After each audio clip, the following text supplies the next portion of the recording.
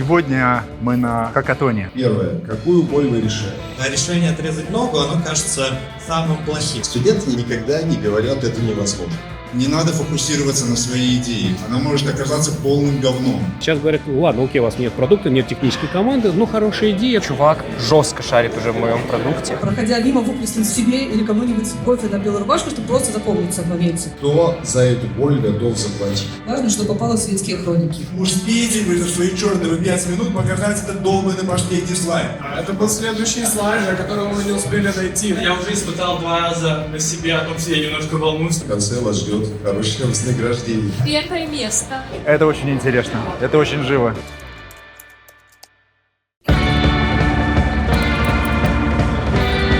Сегодня мы на хакатоне.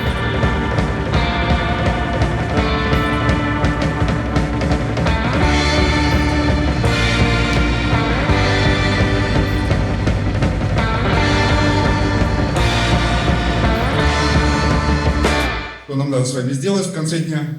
Это красиво представить свои проекты вендорам, экспертам, среди которых есть потенциальные инвесторы, на секундочку. Чтобы в эту точку прийти, у нас будет 3 блока.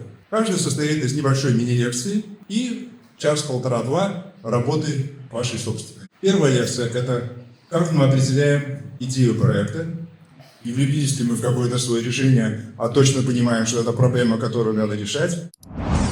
Когда человек, пристегнутый цепью к бамбуку, он решает, что же ему отрезать: бамбук, цепь или ногу. И вот решение отрезать ногу, оно кажется самым плохим. Но вот часто стартапы, они так и действуют. Они не анализируют, что есть реальная проблема, боль клиента, которую они хотят решать. И они идут резать ногу вместо того, чтобы резать бамбук или цепь. И потом вы разойдетесь в группы и попробуете сделать примерно по той аналогии, что он вам расскажет. После этого у нас небольшой перерыв, и следующая часть нам надо будет сделать MVP, некий прототип. Вот этот вот слайд из презентации YouTube, он был очень простой, high-level описание, что за solution, 3 основных поинта, на которые они фокусируют. Я думаю, что в отличие от прежних десятилетий, сейчас мы вполне уложимся пару часов на это прототипирование. Перед ним также будет небольшая лекция, что нам надо в финале получить условно. И третий, последний блок, как нам подготовить питч. Что надо положить в презентацию, что является цифрой, как надо показать размер рынка, что ожидают инвесторы, когда вы им рассказываете про свой проект. Какой бы классный и невероятный продукт вы не сделали, если вы об этом не можете рассказать и четко донести свою мысль, большая вероятность, что он просто не случится. И в 18:30 здесь одна за одной команды выходят, выступают, эксперты оценивают их работу, мы аплодируем с вами, задаем вопросы, учимся тому, как это происходит, как и на своих ошибках, как и на чужих, разумеется. В конце кого-то награждают, у нас есть несколько призов. В целом это все. С вас аплодисменты, я закончу.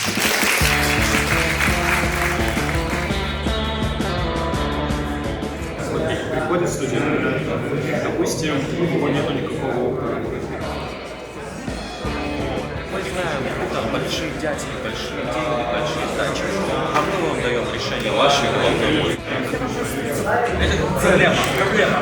Не цель, проблема. Все, что делал я, делал Сергей, делаете вы, это не то, что вам дали папа с мамой много денег. Вы пытаетесь сделать сами. И делайте это, потому что я уверен, в конце вас ждет хорошее вознаграждение. Не важно, что у вас будут ошибки, о чем говорил Сергей. Можете представить, какой самый большой фейл, на какую сумму совершил я? Какие есть предположения? 35 миллионов. Сколько? 35. 35. Еще сумму. 15. 16. Еще. 80. 80. 76 миллионов, да. Однажды я профейлил. Да, то есть но я, конечно, помню об этом, я вспоминаю. Но я как бы терял много, но я больше зарабатывал. Реально больше зарабатывал. И это позволило, в общем-то, мне тоже стать состоятельным человеком и стоять рядом с Сергеем Осиповым. Руководитель, он сначала двигает компанию, потом не мешает компании, потом становится помехой. Вот. И я в 2011 году, ровно 20 лет спустя, как создал автомобильный холдинг, решил, надо заниматься чем-то другим. Вот. И тогда же вот с компаньонами, с частью своей команды из Атлантем мы сделали Суперкапитал. Вот уже более 15 лет я занимаюсь инвестиционной деятельностью. Вот, значит, у нас под управлением было более 25 портфельных компаний, но жанр фонда заключается в том, что мы заходим в компанию, помогаем компании вырасти, а потом выходим из нее. Это вот как ракетоноситель, да, Фалькона. Он выводит спутник на орбиту, потом отсоединяется, спускается назад за следующим спутником. Вот примерно у нас такая же работа — поднять спутник на высокую орбиту. Мы в Субре, и я лично очень любим работать со студентами. Студенты никогда не говорят, это невозможно. Потому что профессионал, когда ты приходишь к нему с проектом, он первым делом говорит: да нет, слушай, несешь чушь собачью, это невозможно. Студент, он говорит: давайте я попробую. В этом как бы большой плюс. Пожалуй, все. Сейчас, например, какой у вас продукт? Клиент может за намного дешевле бабки за счет всей этой оптимизации будет получать свой заказ, а если будет просто чуть дешевле вести, но он будет вести за дешевле, но не с нулем.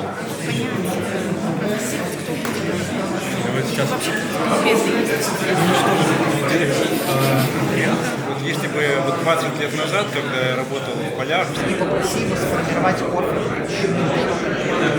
Когда мы идем к этим компаниям, мы говорим: слушайте, у вас люди выходят, но они выходят, у вас есть ваши спецы. Мы можем просто посмотреть модель, даже что как Зубр сюда нанимал. мы уже будем отталкиваться от того, что мы находимся не в пустой комнате. Сейчас у этого появилась возможность создавать своих агентов. Надеюсь, вы сформулировали, в чем состоит настоящая проблема, смогли не влюбиться в свое решение, поняли, кто будет ваш клиент и на каком рынке. Сузить фокус и понять, вообще нужно это или не нужно. Здесь такая вот картинка изначально, когда человек, пристегнутый цепью к бамбуку, он решает, что же ему отрезать: бамбук, цепь или ногу. И вот решение отрезать ногу, оно кажется самым плохим. Но вот часто стартапы, они так и действуют. Они не анализируют, что есть реальная проблема, боль клиента, которую они хотят решать. И они идут резать ногу вместо того, чтобы резать бамбук или цепь. Самое важное, с чего начать, это в чем же проблема. Потому что, к сожалению, очень многие компании, они строят продукт, который не решает никакую проблему. Они туда впахивают миллионы, иногда даже миллиарды долларов, и в итоге приходят к тому, что это на самом деле никому не нужно. В моменте это был определенный уровень хайпа, но на самом деле реальная проблема не решается. Поэтому лучше всего потратить определенное время для того, чтобы проинтервьюировать потенциальных клиентов, для того, чтобы выявить реально эту проблему. Это номер один такое заблуждение, наваждение даже, как сказал фаундер, что прямо я вот сам в него постоянно попадаю. Всю жизнь я знаю, что это ошибка, уже лет 20 назад понял, что не надо это делать. Это вот то, что Ури Левин в своей книжке написал, она так и называется: «Влюбляйтесь в проблему, а не в решение». На предпоследнем слайде вы помните. Не надо фокусироваться на своей идее, она может оказаться полным говном. Не это наша с вами сейчас задача.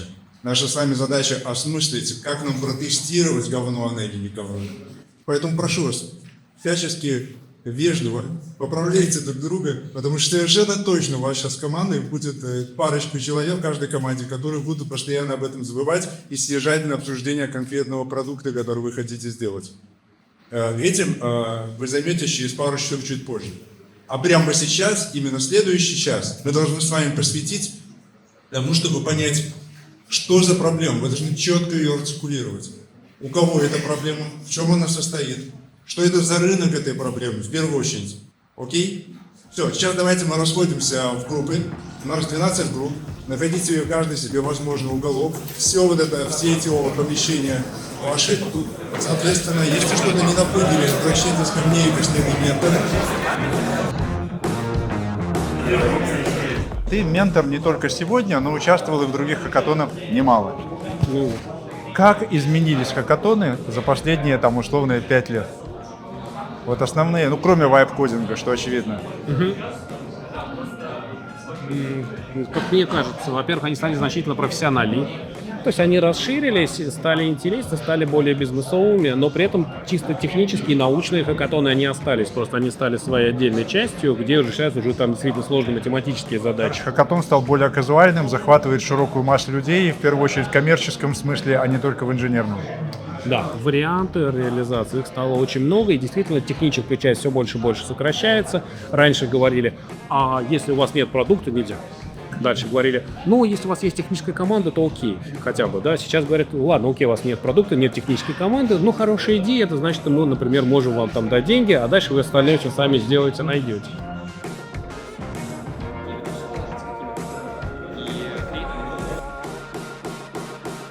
Сколько у нас ребят сейчас себе отпиливают ногу вместо бамбуковой ветки? Смотри, мне кажется, у нас ребята классные, и вот судя по вопросам, знаешь, все звучит очень интересно. Я очень надеюсь, что их стартап, они не будут себе ноги отпиливать, а будут бамбук пилить. Очень такие энергичные ребята. Да, энергетика классная вообще. Совершенно такая вообще ситуация, что не очень хочется оказаться не ведущим с микрофоном, а в команде и давай там, значит, валидировать какую-то чушь очередную. Сергей, мы в следующий раз, нам будет очень сложно найти замену тебе, но мы поищем, а ты сделаешь свой стартап. Может, отдельную такую команду ветеранов, которые на ходу сразу же придумают что-то. Как другие ребята, как очень крупные компании, которые сейчас стоят десятки миллиардов долларов, показывали свой продукт. То есть в целом вот этот вот слайд из презентации YouTube, он был очень простой, high-level описание, что за solution, буквально 3 основных поинта, на которые они фокусируют. И в целом, когда YouTube поднимал деньги, это была очень простая веб-страница, куда можно было загрузить свое видео и на котором можно было посмотреть это видео. То есть супер простой набор функционала, но который работал и давал главный результат — это решение проблемы в том, что человеку было сложно где-то посмотреть видео онлайн, и вот он заходил на сайт и смотрел. С точки зрения инструментов, самое простое — это Miro для визуализации или, например, Figma, где вы прорисуете, как это все выглядит, какой у вас будет user flow, и дальше вы используете ChatGPT и другие LLM для того, чтобы набросать идеи этих фичей. По сути, вот эту вот штуку вы сможете всю нарисовать в Miro и идеи там не только командой сгенерировать, но и сгенерировать благодаря LLM. Хороший результат — это если вы, по сути, нарисуете вот эту вот картинку с тем, какой у вас user flow, пропишите фичи и опишите, как будет выглядеть ваш MVP. То есть, скорее всего, потенциальные инвесторы не очень это оценят, они скажут, да, классная идея, но особо ничего понятно, как будет работать. Хороший вариант, как вот, например, было у Uber, когда они, по сути, нарисовали основные фреймы, когда они, наверное, это делали не в Figma, а в чем-то другом, но было хотя бы видно, как продукт мог бы выглядеть. Ну и самое классное, это, конечно, когда можно покликать, когда продукт будет работать. Я думаю, что вы, как я вижу, все довольно продвинулись, и, скорее всего, вы все придете к нам готовым продуктам, поэтому фокусируйтесь на этом. Инструменты вы знаете, но главное здесь вы стараетесь для себя оценивать, за что клиент будет платить в рамках вашей первой итерации, и это и добить. Ну все.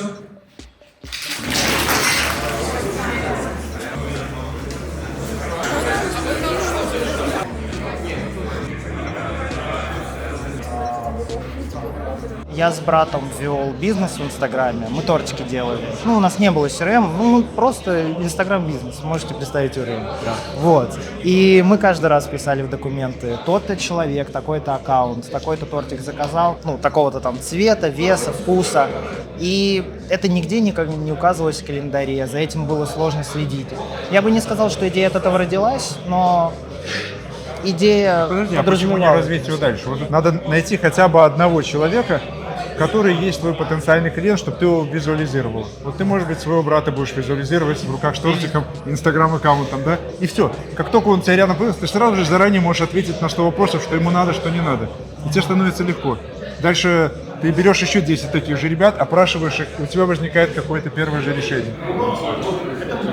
И у модуля бухгалтерии есть фичи. Это проблема курицы и яйца. сам, хрен ее сразу решите. Где я? Вот, а вы сервис грузоперевозок и даже придумали название? Да, наше название Backload. И основной лозунг — сделать доставку быстрее и удобнее. Бэклоуд, в смысле, не есть в обратную сторону пустым, а загрузись. Но здесь обратите внимание, когда водитель уже отвез груз, и у него есть вариант, что обратно он поедет пустым, наверное, он готов за полцены загрузиться хотя бы чем-то, чтобы оплатить хотя бы топливо. Вот у вас возникает некая скидка, купон на скидку, которую вы уже можете показать потенциальным тем, кому надо перевести груз, и они выходят в 2 раза дешевле, могут повезти груз. Вы используете это в маркетинге? Звучит логично, согласен. Открываете такой тип, опачки, так, room planning. Какой у нас proposal? About AI room planning. Рассказываем. Какой у нас home design, TikTok opportunity. Рассказываем про то, как там много просмотров. Мы здесь собрали целую кучу студентов, что значит ранняя стадия. Как ты планируешь это конвертировать в деньги для своих инвесторов? То, куда мы инвестируем деньги, мы инвестируем в light assets компании, там, где, скажем, речь идет о работе головой, талантами, нежели о заводах, производствах и скважинах. Да? Мы очень сильно заинтересованы в том, чтобы как в Зубр Капитал, так и в наши компании приходили талантливые люди. Для того, чтобы талантливую молодежь как бы собирать вокруг себя, нужны какие-то вот светлячки, какие-то яркие вещи. Я делаю все быстро и хорошо. Чувак жестко шарит уже в моем продукте. Он уже так вложился. Он сделал презентацию.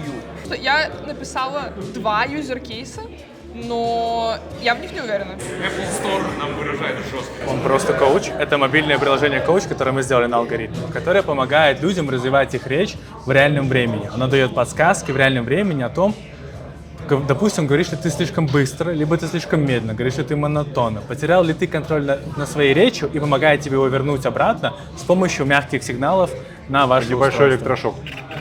Большая половина среднего и малого бизнеса реально толком никак не автоматизирована, не использует толком эти дашборды и оставляет нам громадный простор делать свои стартапы и челленджить их существующие бизнесы и все вот это. Это хорошая как бы новость, но правда не знаю, как в вашем случае применить. Вы сказали, вы делаете мобильное приложение, и это ваш первый носитель, который вы дистрибьютировать должны. Мне здесь кажется удобнее было бы считать таким первым носителем плагин для Zoom или для Teams. Вот почему. Потому что там уже есть существующие сторы, существующие аудитории, и наверняка у них уже стоит этот Zoom, куда ваш плагин без всякой лишней интеграции ставится, и эти клиенты B2B уже пользуются, они там уже есть. Как правило, этими сторами пользуются, может быть, и не очень большое количество людей. Но это самые живые инновационные пользователи. Даже им не надо продавать это. Сам факт, что вы выложили новое приложение, у себя в LinkedIn и в соцсетях написали о чем-то, уже кто-то его увидит, и кто-то начнет им пользоваться. И ваш продукт, он, самое главное, очень хорошо матчится с этим, потому что не каждый продукт можно вообще подогнать под такой штор, согласитесь. Важно, что попало в светские хроники. Какой бы классный и невероятный продукт вы не сделали, если вы об этом не можете рассказать и четко донести свою мысль, большая вероятность, что он просто не случится. Просто в силу того, что вам не поверит либо команда, которую вы будете искать, либо инвесторы, которых вы будете предлагать им долю за какую-то инвестицию и так далее. Поэтому очень крайне важно все результаты вашей сегодняшней работы собрать в продающий питч. Каким он должен быть, мы сейчас поговорим. Ваш питч и ваш продукт должен быть как пятно кофе на белой рубашке. Эта история вообще родилась во время фандрайзинга первого фонда, когда у нас мало кто знал, и команда Зубр Капитал ездила, общалась с разными крупными фондами, инвесторами. И одна из идей, которая у нас, правда, была, это вот просто, проходя мимо, выплеснуть себе или кому-нибудь кофе на белую рубашку, чтобы просто запомниться в моменте. Когда у вас нет никакого имени, так тоже можно сделать. У вас есть первые 35 секунд, чтобы, в принципе, привлечь внимание, и дальше уже это внимание развивать. Постарайтесь начинать сразу в бой и без долгих прелюдий по поводу того, что же у вас за продукт. То есть первый и самый главный вопрос: должно стать понятно, что вы делаете и к чему хотите прийти. Проблема должна быть реальной, и еще важно понять, почему именно сейчас. То есть происходит какой-то шифт на рынке, либо поменялась ситуация, либо появилась технология, которой раньше не было, и которую вы можете внедрить в то или иное решение. Таких шифтов на рынке уже было несколько за последние 10 лет, но я думаю, что они будут появляться все чаще и чаще. Да? Наш традиционный подход к чему-то будет меняться.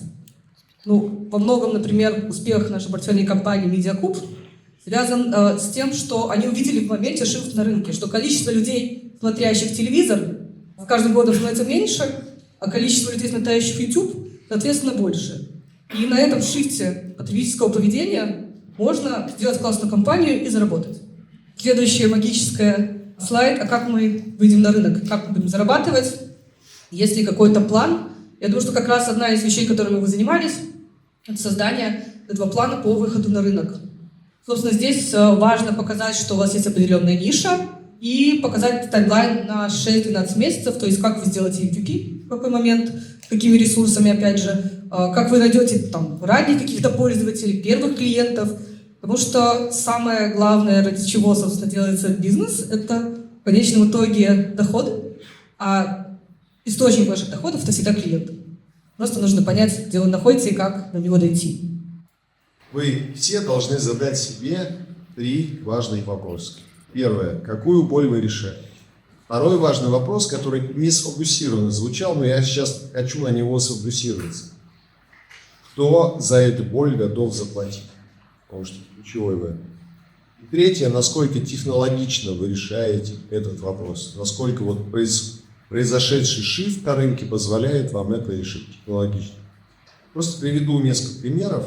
Вот, ребята, у них идея такая, что студент заканчивает университет, да, вам нужно работу получить, но у вас нет профессии, и вы начинаете рассылать большое количество анкет. Но если у вас было бы некое приложение, одна точка входа, где вас бы кто-то протестировал, сделал бы потом рассылку согласно вашим тестам в те агентства или те компании, которые мэчатся с вами, боль понятна.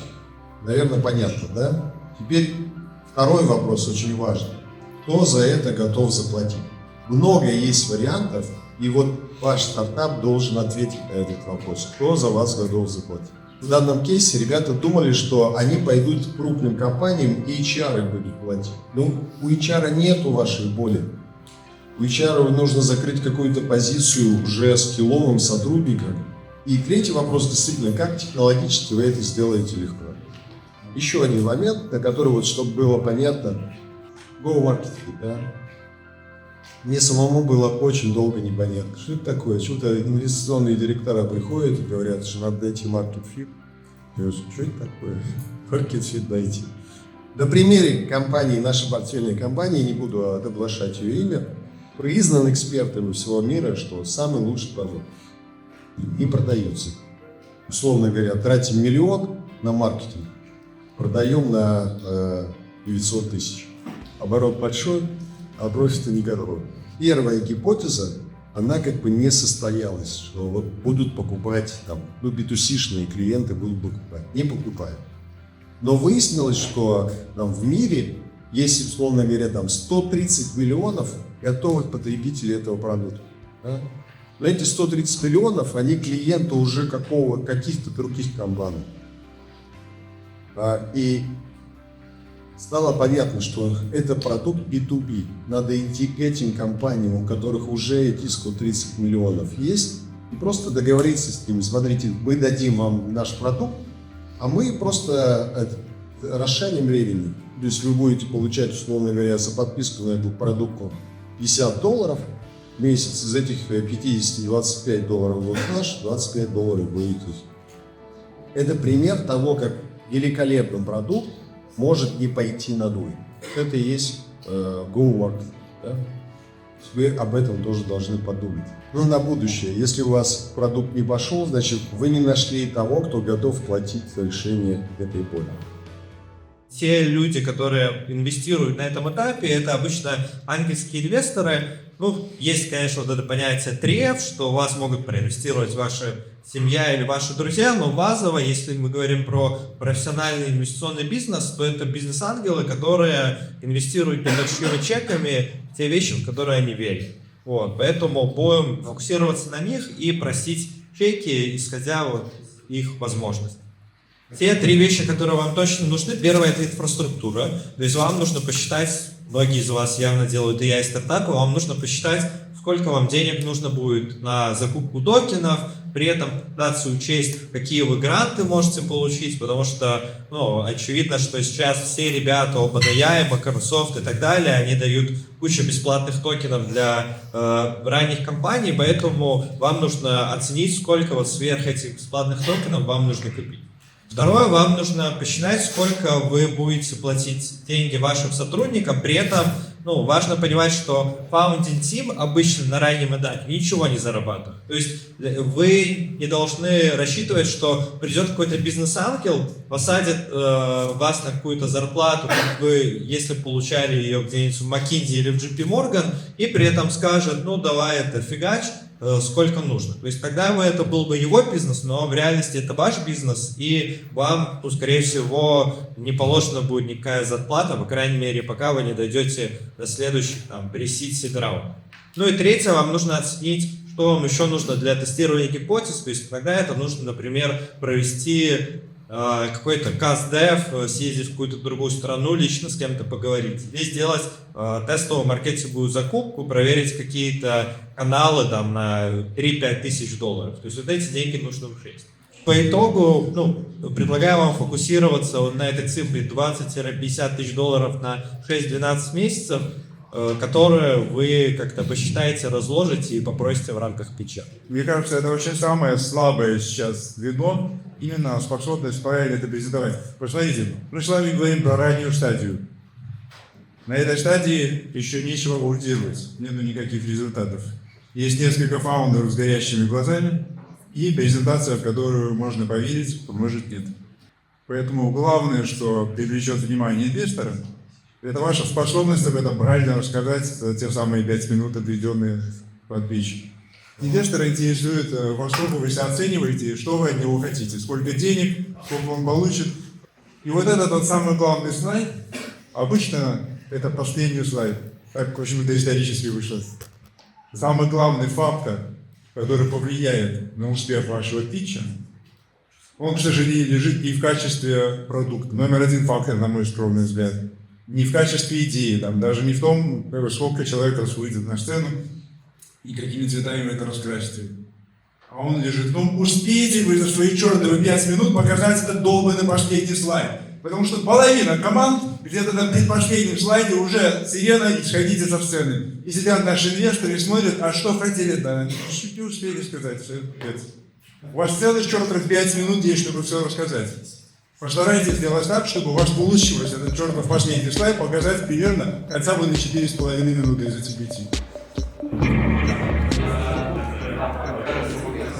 А еще самое важное, даже если не будет заработка, даже если не будет отрываться, должны показать тесты 6-12 месяцев. Уже прошло половина хакатона. Это очень интересно, это очень живо. Классные 12 команд, у каждой совершенно абсолютно свой подход. Как она сделала прототип, как она собирается презентовать этот прототип и как вообще все это будет выглядеть. Я прямо заинтригован, что из этого получится. Ребята, остался час на то, чтобы отрепетировать свои питчи. Пожелаем удачи. У нас такая концепция. Мы их презентацию нарисуем, да, в 5 вариантах и раздадим инвесторам. Это маркетинговый ход. А, черт побери, это очень неожиданный ход. Да, мы такие. Ладно. Мы настроены на победу. Они нас не знают, они нам не верят. Сразу после нас все остальные разошлись и поняли, что ловить больше нечего. Отлично, да.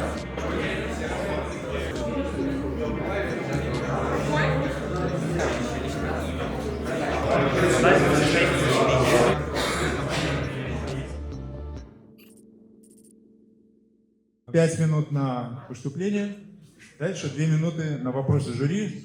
Особенно мне понравился этот символ. Мы попытались это сделать. Сейчас мы поговорим про реальные проблемы, которые решает наш проект. Отлично. И наше решение в разы проще, чем квантовый компьютер. Мы сделали и ассистента, который берет все эти данные и соотносит их с финансовыми событиями, на основе этого дая вашему финансовому менеджеру данные, на каком этапе в процессе произошел затык и что с этим делать. По сути, бюджеты, которые раньше шли на телевизор и на разные другие органические способы, в которых мы замеряем CPM, они часто уходят сейчас на UGC. И инвестиционное предложение заключается в том, чтобы заплатить нам $300 тысяч за 10% от владения компанией. Сейчас у нас уже есть трекшн, в котором мы можем оценивать свой ROI 80 тысяч плюс, мы уже профитабельные, и у нас есть собственная инфраструктура, которая помогает нам использовать все вышесказанное. Спасибо. Опоздали, ребята. Но аплодисменты. Да, 3 миллиарда составляет LCV, то есть перевозки 3,5 тонны и меньше. Это рынок, на который мы целимся. И если взять комиссию 8,5%, как среднюю... Отлично, микрофон уже работает. 8,5%, как мы планируем, как среднюю, то через 3 года мы уже выйдем на $25 миллионов. Ребята, а что вы просите от инвестора? Это был следующий слайд, до которого мы не успели дойти, но прямо сейчас вы можете это увидеть. Что мы просим, это $50 тысяч на сейф, и которые мы потратим на разработку самого MVP, тест маркета, ну и в принципе все остальные юридические вопросы, которые нужны для организации и тому подобных моментов. Порядка 77% людей в профессиональной карьере не могут продвигаться, не могут достичь своих целей, теряют возможности, потому что нервничают, не могут справиться со своим волнением во время выступления. Для этого мы придумали наше приложение, которое помогает людям как раз таки вернуть эту уверенность в своих выступлениях. В реальном времени она дает тебе мягкие подсказки о том, где у тебя что-то проседает, где лучше вернуть темп, где говорить громче, где говорить тише. Для этого мы придумали это приложение, потому что у нас существует Grammarly для того, чтобы писать лучшие текста на английском. Но почему мы не придумали свой Grammarly для того, чтобы говорить лучше на английском и свои цели объяснять четко и ясно? Дизайн — это супер, конечно, красиво, но выйти сюда, рассказать про приложение, которое рассказывает вам про голос и уверенность, и не показав его, было бы совсем странно. В данный момент я уже испытал 2 раза на себе о том, что я немножко волнуюсь, это правда, не буду скрывать. Но я сразу же пытался это исправить, потому что он меня отправляет вибрации на часы. Это уже действующая штука, то есть вы на то не сделали, вы же какое-то время это делали. Давайте так, я расскажу так. Мы придумали эту идею за 2 часа 10 дней тому назад, за 2 дня до сдачи дедлайна. 3 дня тому назад мы начали архитектурно придумывать и первично завайп-кодили. Сегодня мы этот вайп-код перенесли и допилили, потому что нам нужно было его откалибровать под нашу с вами речь. Есть 2 режима, русский и английский. Я использовал русский, но одной кнопкой она переключается на английский. Так наш таргет аудиенс — это англоязычные люди. Да, мы сделали за короткое время, но не полностью на хакатоне. Это верно. Нет, хотя ту историю, которую вы рассказали, более чем достаточно. Сегодня мы представим наш проект, это UniProd. Бизнесу сложно быстро нанять классных квалифицированных специалистов, а AI-креаторам сложно получить постоянный заработок на одной платформе. И какое же решение мы придумали? Платформа обеспечивает постоянную доступность исполнителей. UniProd берет на себя подбор, контроль и координацию. Первое, что у нас есть, это Marketplace Gen AI для специалистов. То есть вы можете выбрать специалиста под свой запрос, если у вас уже есть четкое ТЗ и понимание того, что вы хотите. У нас есть такая возможность, как матчмейкинг. Вы можете прийти к нам, условно, с одной задумкой, идеей, а мы вам поможем полностью с ТЗ, с подбором специалистов под вашу проблему и, в принципе, с ее реализацией. Дальше мы берем полностью контроль качества и управление всеми дедлайнами. То есть мы полностью ведем вас условно за ручку и поддерживаем на протяжении всего процесса. Требуемые инвестиции — это $100 тысяч на год, на 12 месяцев. И куда же пойдут ваши деньги? Первое — это в привлечение enterprise клиентов, как раз таки бизнесов. И, в принципе, в маркетинге, чтобы наша компания была более узнаваемая и известная. Дальше в масштабировании разработки мы хотим оптимизировать сайт, чтобы он был быстрым, удобным и комфортным для всех пользователей. И сделать мобильное приложение, и, в принципе, GTM и выход именно на крупный бизнес. В Польше существует огромнейшее количество микропредпринимателей, малых бизнесов, о которых просто никто не знает и никто не заботится. И мы, нашим проектом, заботимся как раз-таки о них. Владелец современного малого бизнеса является одновременно и бухгалтером, и менеджером, и маркетологом, и общается с клиентами. Все клиенты находятся в мессенджерах, все финансы находятся в Excel, а расписание в голове предпринимателя. И это ведет к хаосу, к ошибкам.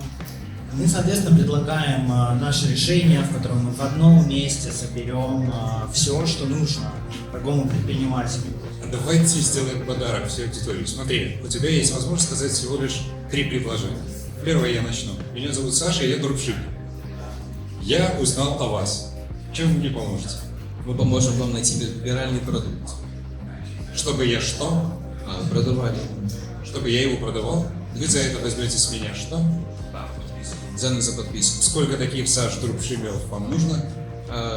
Как сказал мой коллега, дропшипперов 10 миллионов плюс-минус. Да. Окей. И чтобы я вас проинвестировал, вы хотите что? $100 000, которые... За? Ну, за какую-то долю или за вы дропшиппер продаете? За долю. Какую? Мы это обговорим. Окей, спасибо. На рынке коммерческой недвижимости есть такая большая проблема, что каждый день, практически каждый день покупается какая-то новая недвижимость, продается, она сдается в аренду и так далее. И каждый раз инвестору или же потенциальному покупателю нужно оценить эту недвижимость, чтобы понимать, в хорошем она состоянии, нужно ли ее покупать, есть ли какие-то там дефекты скрытые, которые просто не видно на фотографиях. Наш проект решает эту проблему. То есть, первое, это реактивное управление вместо профилактики. Мы наперед можем показать инвестору, что есть проблема.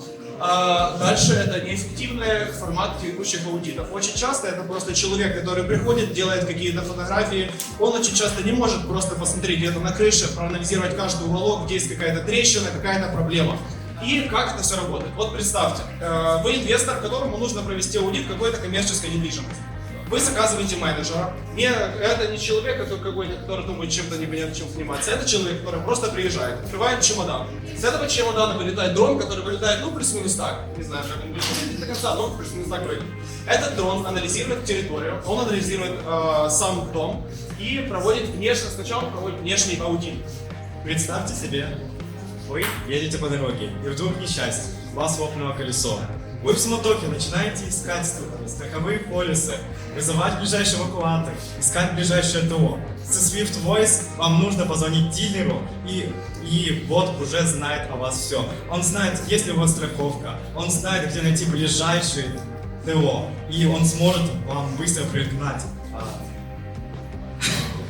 эвакуатор и спасти вас из беды.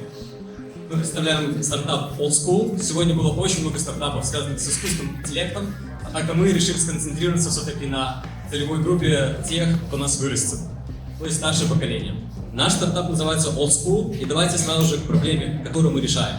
Проблема, которую мы выявили, это то, что специалисты, вышедшие на пенсию, то есть в возрасте примерно 60-65 лет, чувствуют себя профессионально ненужными.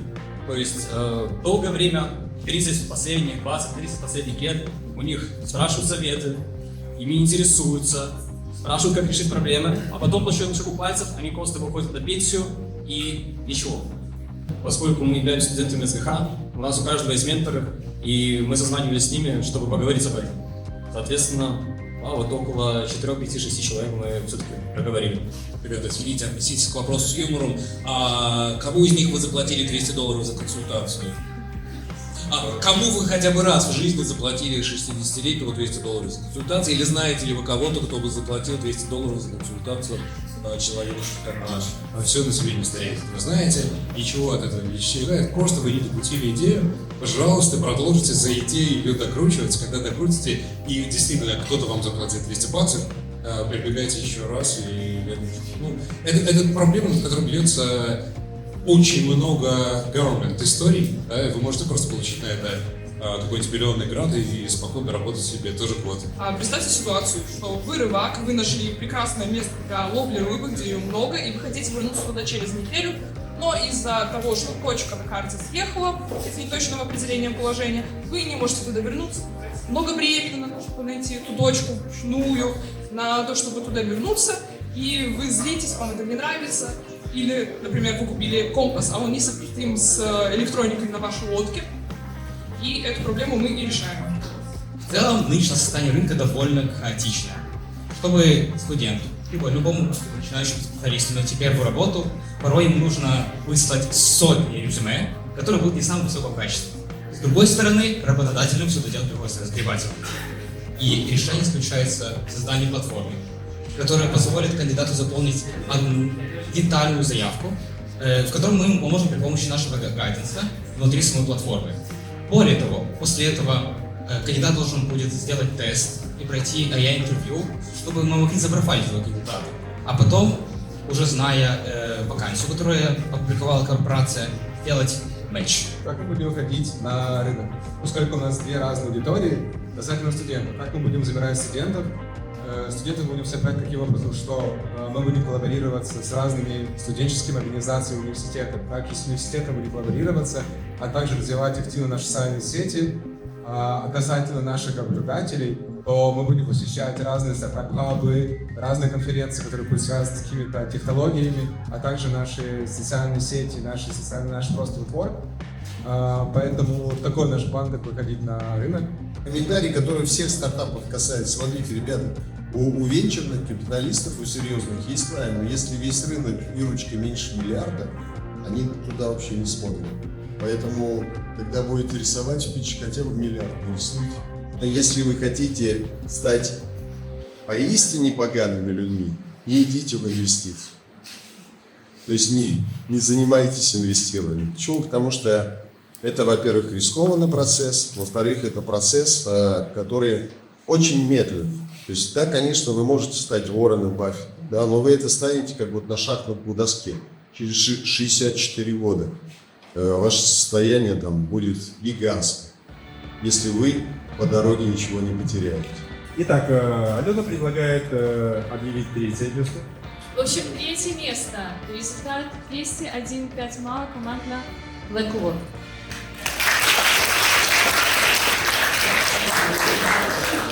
Такое место. Результат 205,5 баллов команда Каска.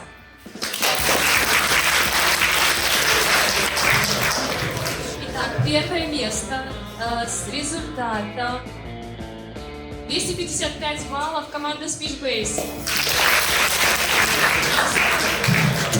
Это очень трогательный момент. Я на самом деле хотел бы быть на вашем месте. Очень классный выступили. Включайте, пожалуйста. Поздравляю.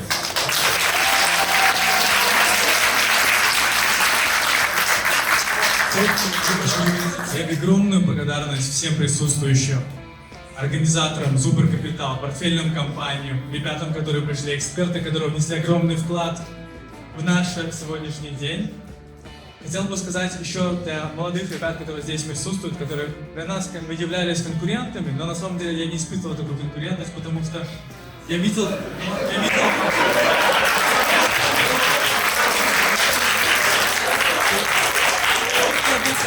Мы в школе компетенции влюблены в социально ответственный бизнес, социально важные проекты, поэтому хотели бы поддержать проект, который, нам кажется, имеет наибольший социальный потенциал, чтобы они доработали идею, поработали дальше и пришли более подготовленными. Итак, что же это за проект? Что же это за проект? Как вы думаете, что же это может быть? Yes, конечно! Это проект, который будет работать с сеньорами и сеньорками, будет помогать. Ребята, девчата получат серию бесплатных менторских сессий, приглашения на хакатон от школы компетенций, который пройдет в мае. Спасибо вам.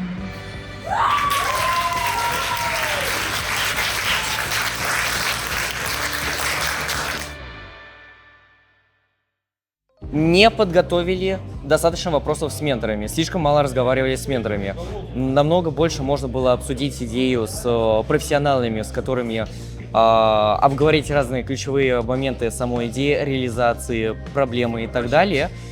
Хороший метод, как бы это избежать, как раз заранее, до хакатона, до встречи вживую с командой, созвониться на часик-второй, обговорить с командой про идею, познакомиться, выписать ключевые моменты самой идеи, что понятно, что непонятно, и очень качественно проанализировать список менторов и подготовить большой датасет вопросов, чтобы активно подать. Досконально, конечно. Ну, класс, ладно. Слишком был уверен в себе, а точнее слишком был уверен в своем понимании, кому я продаю и что продаю. То есть мы столкнулись в первую очередь с тем, что мы влюбились в решение. Да, чуть немножко было такое у вас. Влюбились в решение, не Местные поняли, проблемы. как это продать, не поняли, как описать ту боль, что мы делаем. Из-за этого пришлось пивотиться 2 раза. В итоге нашли все-таки направление, в которое можно бить, благодаря, в том числе, я бы сказал, в первую очередь вашему совету. Но вообще мероприятие, мне кажется, оцениваю на 10. И как и весь день, очень много менторов, очень много людей, с которыми можно что-то обсудить, какой-то перенять опыт, очень много единомышленников, таких же, как мы, которые можно прийти и такой, а что у вас за проект? Кажется, офигенно вообще, я такое удовольствие получил прям. Да, огромное количество просто интереснейших проектов, один за одним уже просто заканчиваются эмоции, которые можно испытывать, а проекты не заканчиваются. Это было необычно. Леша у нас был ментором. Это было необычно, я не ожидал такого качества идей, я увидел столько энергии, столько молодых, горящих глаз. Я бы с радостью посидел здесь намного больше и посмотрел бы намного больше питчей, надеюсь, у меня будет такая возможность. Так, по субботам ты обычно не работаешь. По субботам я как обычно не так получилось, работаю. что ты здесь оказался в таком случае? Но я не мог не сделать Праздничный день. исключение. Я не мог не сделать исключение ради такой энергии, которая здесь сегодня присутствовала. Получил удовольствие, да? Я получил удовольствие. Я еще, если ты знаешь, энергетический вампир, я подпитался очень сильно, и мне этой энергии хватит еще на полгода. Мы очень любим бренд, очень умеем с ним работать, и вот такие ивенты дают плюс 500 в карму бренда, это 100%. Вот. Тут вокруг много счастливых, веселых людей, улыбающихся. Но мне кажется, мы всех зарядили. Да. В общем, это было фантастически круто. Это было фантастически круто.